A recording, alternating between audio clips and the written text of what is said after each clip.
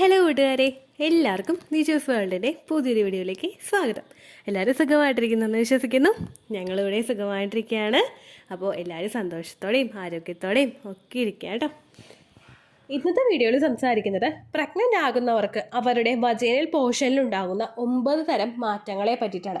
നമ്മൾ pregnant ആകാനായിട്ട് uterus prepare ആവുന്നത് പോലെ തന്നെ നോർമൽ ഡെലിവറിക്ക് വേണ്ടിയിട്ടും അതുപോലെ മറ്റുള്ള ഇൻഫെക്ഷൻസ് ഒന്നും ശരീരത്തിനകത്തേക്ക് പ്രവേശിക്കാതിരിക്കാൻ വേണ്ടിയിട്ടും നിങ്ങളുടെ വജൈനയും കൂടി പ്രിപ്പയർ ആകുന്നു. ഇതിൻ്റെ ഭാഗമായിട്ട് പല തരത്തിലുള്ള ഡിഫറെൻ്റ് ആയിട്ടുള്ള ലക്ഷണങ്ങളും മാറ്റങ്ങളും ഒക്കെ നിങ്ങൾക്ക് വജൈനയിൽ ഫീൽ ചെയ്യാറുണ്ട്. ഒട്ടുമിക്ക മാറ്റങ്ങളും ഒക്കെ നിങ്ങൾക്ക് ആ ഒരു ഇംപ്ലാന്റേഷൻ നടക്കുന്ന സമയം മുതൽ തന്നെ ഫീൽ ചെയ്യും. കാരണം എന്താണെന്ന് വെച്ച് കഴിഞ്ഞാൽ ഇംപ്ലാന്റേഷൻ നടന്നതിന് ശേഷം പിന്നീട് അങ്ങോട്ടേക്ക് നമ്മുടെ സെർവിക്സ് ഭയങ്കര ആക്റ്റീവായിട്ടാണ് പ്രവർത്തിക്കുന്നത്. സെർവിക്സിനകത്ത് കൂടെ മറ്റുള്ള ഇൻഫെക്ഷൻസും ബാക്ടീരിയാസും ഒന്നും കുഞ്ഞിലോട്ട് എത്താതിരിക്കാൻ വേണ്ടിയിട്ട് സെർവിക്സ് ക്ലോസ്ഡ് ആവുകയും കുഞ്ഞിന് പ്രൊട്ടക്ഷൻ കൊടുക്കുകയും ചെയ്യുന്നു. അതിൻ്റെ ഭാഗമായിട്ട് ശരീരം എഫക്റ്റീവായിട്ട് പ്രവർത്തിക്കുമ്പോഴേക്കും നിങ്ങൾക്ക് ഒരുപാട് മാറ്റങ്ങൾ പ്രഗ്നൻസിയുടെ സ്റ്റാർട്ടിംഗ് സ്റ്റേജിൽ തന്നെ അനുഭവപ്പെടാറുണ്ട് കേട്ടോ. അങ്ങനെ ഉണ്ടാകുന്ന വജൈനൽ ചേഞ്ചസ് എന്തൊക്കെയാണെന്ന് നമുക്ക് നോക്കാം. വീഡിയോ നമുക്ക് സ്റ്റാർട്ട് ചെയ്യാം കേട്ടോ. ഏറ്റവും ആദ്യത്തെ ഒരു വ്യത്യാസമാണ് വജൈനയുടെ ആ ഒരു സ്കിന്നിനുണ്ടാവുമല്ലോ. അതായത് നമുക്ക് വജൈന എന്ന് പറയുന്നത് നമ്മുടെ കൃത്യമായിട്ടുള്ള ജനനേന്ദ്രിയം, ആ ഭാഗത്ത് നമുക്ക് കളർ ഉണ്ടാകും. ആ ഒരു കളർ എന്ന് പറയുന്നത് ലൈറ്റ് പിങ്ക് ആയിട്ടുള്ള കളറായിരിക്കും. ഈ ലൈറ്റ് പിങ്ക് കളറ് നിങ്ങൾ പ്രഗ്നൻ്റ് ആകുന്നുണ്ടെങ്കിൽ മാത്രം നിങ്ങളിലോട്ടുള്ള ബ്ലഡ് സർക്കുലേഷൻ കൂടുമ്പോഴേക്കും, അതായത് സെർവിക്സിലോട്ടുള്ള ബ്ലഡ് സർക്കുലേഷനും നിങ്ങളുടെ ആ ഒരു പ്രൈവറ്റ് പാർട്ടിലോട്ടുള്ള ബ്ലഡ് സർക്കുലേഷനും വർദ്ധിക്കുന്നതിൻ്റെ ഭാഗമായിട്ട് കളർ ചേഞ്ച് ഉണ്ടാകുന്നു. ഒരു ഡാർക്ക് ബ്ലൂ ഷെയ്ഡിലോട്ടോ അല്ലെങ്കിൽ പർപ്പിൾ കളറിലോട്ടോ ബ്ലഡ് സർക്കുലേഷൻ ഭയങ്കര കൂടുതലായിട്ട് വരുമ്പോഴേക്കും നിങ്ങൾക്ക് മാറ്റം കാണാനായിട്ട് സാധിക്കുന്നു. അതുപോലെ തന്നെ ഒരുപാട് ഡാർക്ക് റെഡ് ആയിട്ടുള്ള പിങ്കിഷ് ആയിട്ടുള്ള കളറിലോട്ടും നിങ്ങൾക്ക് ഈ ഒരു വ്യത്യാസം കാണാനായിട്ട് സാധിക്കും. ഇത് ഏറ്റവും കൂടുതൽ നമുക്ക് ഉണ്ടാകുന്നത് ബ്ലഡ് സർക്കുലേഷൻ വർദ്ധിക്കുമ്പോഴാണ്. നോർമലി പ്രഗ്നൻ്റ് ആകുന്ന സ്ത്രീകൾക്ക് ആ പ്രഗ്നൻസിയുടെ സ്റ്റാർട്ടിംഗ് സ്റ്റേജിൽ മുതൽ തന്നെ എത്രയാണോ നിങ്ങൾക്ക് ബ്ലഡ് സർക്കുലേഷൻ ഉണ്ടായിരുന്നത് അതിനേക്കാളും ഒരുപാട് പെർസെൻറ്റേജ് നിങ്ങൾക്ക് ബ്ലഡ് സർക്കുലേഷൻ വർദ്ധിക്കുന്നു. ഇതിൻ്റെ ഭാഗമായിട്ടാണ് ഏറ്റവും ആദ്യം തന്നെ ഈ ഒരു വ്യത്യാസം കാണുന്നത് കേട്ടോ. രണ്ടാമതായിട്ടുണ്ടാകുന്ന വ്യത്യാസം നിങ്ങളുടെ ജെനിറ്റൽ പാർട്സിലെ ഹെയർ ഭയങ്കരമായിട്ട് ഗ്രോ ആകുന്നു. നോർമലി നമുക്ക് ജെനിറ്റൽ പാർട്സിൽ പലർക്കും ഹെയർ ഉണ്ടാകാറുണ്ട്. ഈ ഹെയർ എന്ന് പറയുന്നത് നോർമലി നമുക്ക് ഇൻഫെക്ഷൻസ് ഉണ്ടാകുന്നത് പ്രിവെൻറ്റ് ചെയ്യാൻ വേണ്ടിയിട്ടാണ്. ഈ ഹെയർ നിങ്ങൾ കട്ട് ചെയ്ത് നിർത്തിയിട്ടുണ്ടെങ്കിൽ പെട്ടെന്ന് നിങ്ങൾക്ക് ഗ്രോ ആകാനായിട്ട് തുടങ്ങുന്നു. അതുപോലെ തന്നെ നിങ്ങൾക്ക് ഹെയർ ഗ്രോത്ത്, നിങ്ങൾക്ക് തലമുടിയാണെങ്കിലും കൃത്യമായിട്ട് ഒരുപാട് കൂടുതലായിട്ട് വളരുന്നതിന് ഇത് കാരണമാകുന്നുണ്ട് കേട്ടോ. നിങ്ങളിലോട്ട് പ്രഗ്നൻ്റ് ആകുന്ന സമയത്തുണ്ടാകുന്ന ഹെൽത്തി ഹോർമോൺസിൻ്റെ പ്രൊഡക്ഷൻ കൂടുന്നതും നിങ്ങൾ ഹാപ്പി ആയിട്ടിരിക്കും. അതുപോലെ പ്രിനേറ്റൽ വിറ്റമിൻസ് ഒക്കെ കൃത്യമായിട്ട് നിങ്ങൾ എടുത്തിട്ടുണ്ടെങ്കിലോ പ്രഗ്നൻസി ആകുന്ന സമയത്ത് മറ്റുള്ള വിറ്റമിൻസുകൾ നിങ്ങൾ എടുക്കുമ്പോഴോ നിങ്ങളുടെ ശരീരം ഭയങ്കര ഹെൽത്തി ആയിരിക്കും. അതുകൊണ്ടാണ് പ്യൂബിക് ഹെയർ കൂടുതലായിട്ടും പ്രഗ്നൻസിയുടെ സമയത്ത് നിങ്ങൾക്ക് ഉണ്ടാകുന്നത് കേട്ടോ. അവിടെ ഹെയർ ഗ്രോ ആകുന്നതോടൊപ്പം തന്നെ നിങ്ങൾക്ക് അണ്ടർആംസിന്റെ ഭാഗത്തും തലമുടിയിലും ഹെയർ ഗ്രോ ആകാനായിട്ട് ചാൻസസ് ഉണ്ട് കേട്ടോ. അടുത്തതായിട്ടുണ്ടാകുന്ന ഒരു ലക്ഷണമാണ് ഫിസിക്കൽ കോണ്ടാക്ട് ചെയ്യാൻ വേണ്ടിയിട്ടുള്ള ആഗ്രഹം വർദ്ധിക്കുക. ബ്ലഡ് സർക്കുലേഷൻ കൂടുന്നതിൻ്റെ ഭാഗമായിട്ട് നിങ്ങളിൽ ഓർഗാസം പെട്ടെന്ന് ഡെവലപ്പ് ആകാനായിട്ട് ചാൻസ് ഉണ്ട്. ബ്ലഡ് സർക്കുലേഷൻ വർദ്ധിക്കുന്നതനുസരിച്ചും ഹോർമോൺസിൻ്റെ ഇൻക്രീസ് അനുസരിച്ചിട്ടും ചില ആളുകൾക്ക് ത്രൂ ഔട്ട് ആ ഒരു ടൈം പീരീഡ് പ്രഗ്നൻസിയുടെ ഓരോ ട്രൈമസ്റ്ററിലും കോണ്ടാക്ട് ചെയ്യാൻ വേണ്ടിയിട്ടുള്ള താല്പര്യം ഇൻക്രീസ് ആയി കാണാറുണ്ടെന്ന് പഠനങ്ങൾ സൂചിപ്പിക്കുന്നു. അതുപോലെ തന്നെ അതിൻ്റെ ഓപ്പോസിറ്റ് സൈഡിൽ സംഭവിക്കുന്നതാണ് നാലാമത്തെ ലക്ഷണം. കോണ്ടാക്ട് ചെയ്യാനായിട്ടുള്ള ഡിസയർ ഭയങ്കരമായിട്ട് കുറഞ്ഞു പോവുക, ഒരു തരത്തിലും ആക്സെപ്റ്റ് ചെയ്യാൻ പറ്റാതെ വരിക. ഇൻ കേസ് നിങ്ങളുടെ ഹസ്ബൻഡ് അടുത്ത് വരുന്നുണ്ടെങ്കിൽ കൂടി തന്നെ അദ്ദേഹത്തെ നിങ്ങൾക്ക് ആക്സെപ്റ്റ് ചെയ്യാനായിട്ട് പറ്റാത്തൊരു സിറ്റുവേഷൻ ഉണ്ടാവുന്നത് ഒരുപാട് പേർക്കുണ്ടാകുന്ന ഹോർമോണൽ ചേഞ്ചസ് കൊണ്ടാണ് നിങ്ങൾക്ക് ഇങ്ങനെ സംഭവിക്കുന്നത്. ഒരുപാട് പേര് നമ്മുടെ കമൻസിൽ വന്ന് ചോദിക്കാറുണ്ട്, ചേച്ചി പ്രഗ്നൻ്റ് ആണ്, ഹസ്ബൻഡിന് താല്പര്യമുണ്ട് കോണ്ടാക്ട് ചെയ്യാൻ, പക്ഷെ എനിക്ക് സാധിക്കുന്നില്ല, സെക്കൻഡ് ട്രൈമസ്റ്റർ ആയിട്ടും എനിക്കതിന് പറ്റുന്നില്ല, ഇനി അങ്ങോട്ടേക്ക് എനിക്കതിന് പറ്റില്ലേ എന്ന് ചോദിക്കുന്ന ഒരുപാട് പേരുണ്ട് കേട്ടോ. നിങ്ങൾ പ്രഗ്നൻ്റ് ആകുന്ന സമയത്തുണ്ടാകുന്ന ഹോർമോൺ ചേഞ്ച് കൊണ്ടാണ് ഇങ്ങനെ സംഭവിക്കുന്നത്.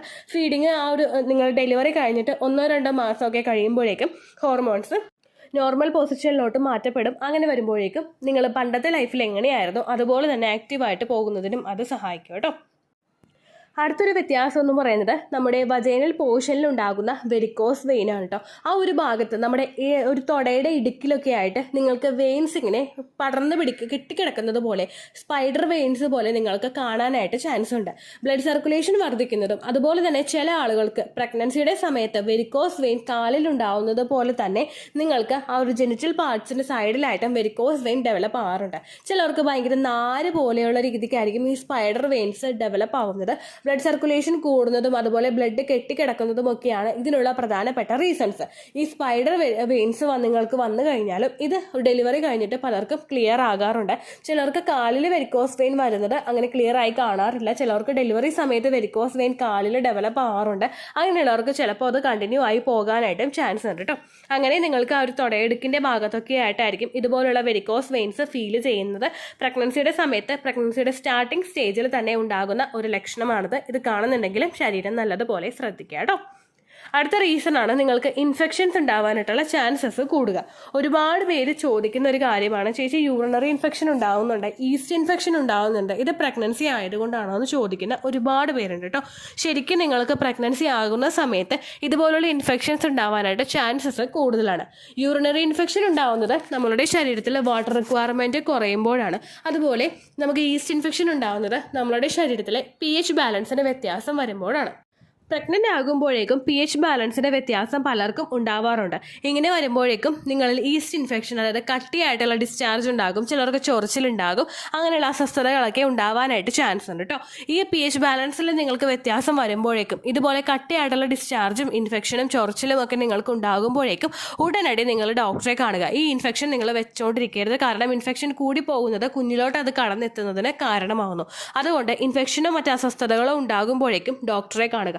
ഒരുപാട് പേര് ഇങ്ങനെയുള്ള ഇൻഫെക്ഷൻസ് വന്നതിന് ശേഷവും പ്രഗ്നൻസി ടെസ്റ്റ് ചെയ്ത് നോക്കിയിട്ട് പോസിറ്റീവ് കിട്ടുന്നുണ്ട്. അതുകൊണ്ട് ശരീരം നല്ലതുപോലെ ശ്രദ്ധിക്കാം. പിന്നീട് അങ്ങോട്ടേക്ക് നമുക്ക് ഉണ്ടാകുന്ന ഒരു ഇൻഫെക്ഷനാണ് യൂറിനറി ഇൻഫെക്ഷൻ. യൂറിനറി ഇൻഫെക്ഷൻ വന്നതിന് ശേഷം പ്രഗ്നൻസി ടെസ്റ്റ് ചെയ്ത് നോക്കിയിട്ട് പോസിറ്റീവ് കിട്ടുന്ന ഒരുപാട് പേരുണ്ട്. പ്രഗ്നൻ്റ് ആകുന്ന സമയത്ത് വാട്ടർ റിക്വയർമെൻറ്റ്സ് ശരീരത്തിൽ കൂടുന്നതിനനുസരിച്ചിട്ട് നിങ്ങൾ ധാരാളം വെള്ളം കുടിക്കാനായിട്ട് ശ്രദ്ധിക്കുക കേട്ടോ. അപ്പോൾ ഈ യൂറിനറി ഇൻഫെക്ഷൻ ഉണ്ടായി കഴിഞ്ഞാൽ പ്രഗ്നൻ്റ് ആവില്ലേ എന്ന് ചോദിക്കുന്ന ആളുകളുണ്ട്. പ്രഗ്നൻസി നമുക്ക് കിട്ടും, അതിന് കുഴപ്പമൊന്നുമില്ല. നിങ്ങൾക്ക് യൂറിനറി ഇൻഫെക്ഷനോ ഈസ്റ്റ് ഇൻഫെക്ഷനോ വരുന്നുണ്ടെങ്കിലും നിങ്ങൾ പ്രഗ്നൻസി ടെസ്റ്റ് ചെയ്ത് നോക്കണം കേട്ടോ. അടുത്തതായിട്ട് ഉണ്ടാകുന്ന ഒരു ലക്ഷണമാണ് ഭയങ്കര കൂടുതലായിട്ട് ഡിസ്ചാർജ് നമുക്ക് ഉണ്ടാവുക.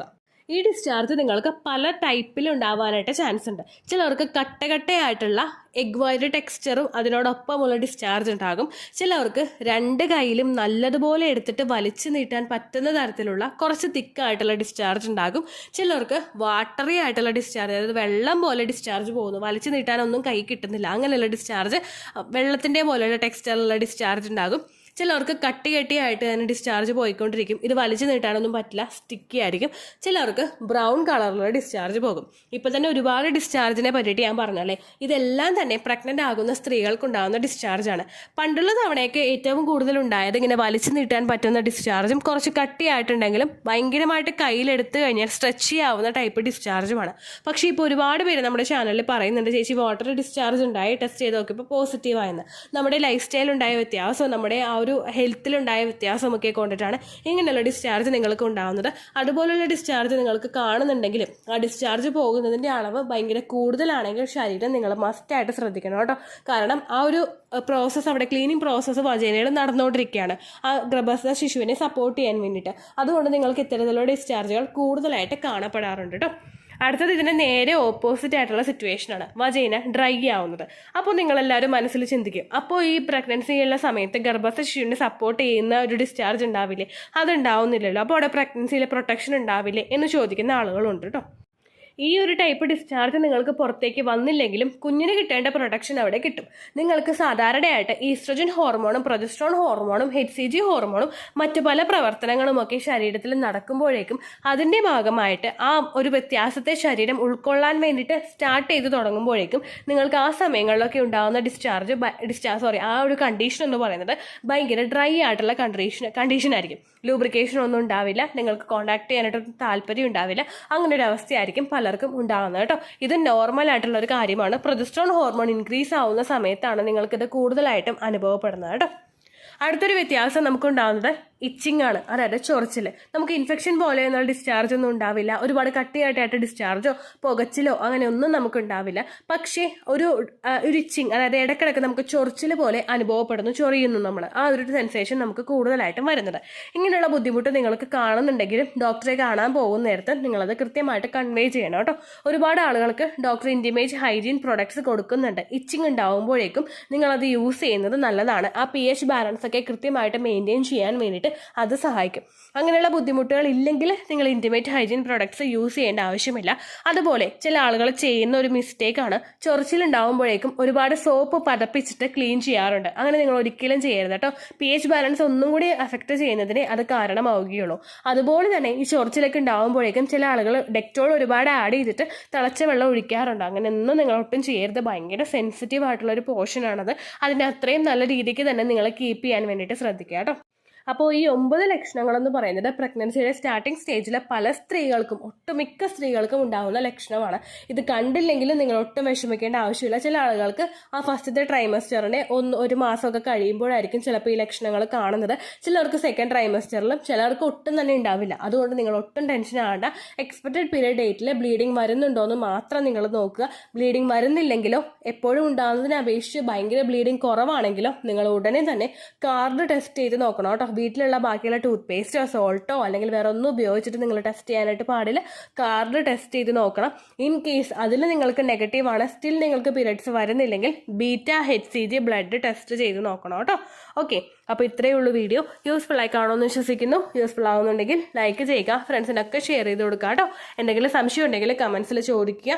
പണ്ടുള്ള വീഡിയോയ്ക്ക് കമൻസ് ഇടുന്നവർക്കും ഇതുവരെ കമൻറ്റ് ഇട്ടിട്ട് റിപ്ലൈ കിട്ടാത്തവർക്കും ഈ വീഡിയോയുടെ താഴെ കമൻറ്റ് ഇടാവുന്നതാണ്. പെട്ടെന്ന് റിപ്ലൈ തരാനായിട്ട് ശ്രദ്ധിക്കുക കേട്ടോ. അപ്പോൾ അടുത്തൊരു വീഡിയോ ആയിട്ട് നമുക്ക് വീണ്ടും കാണാം. ബൈ.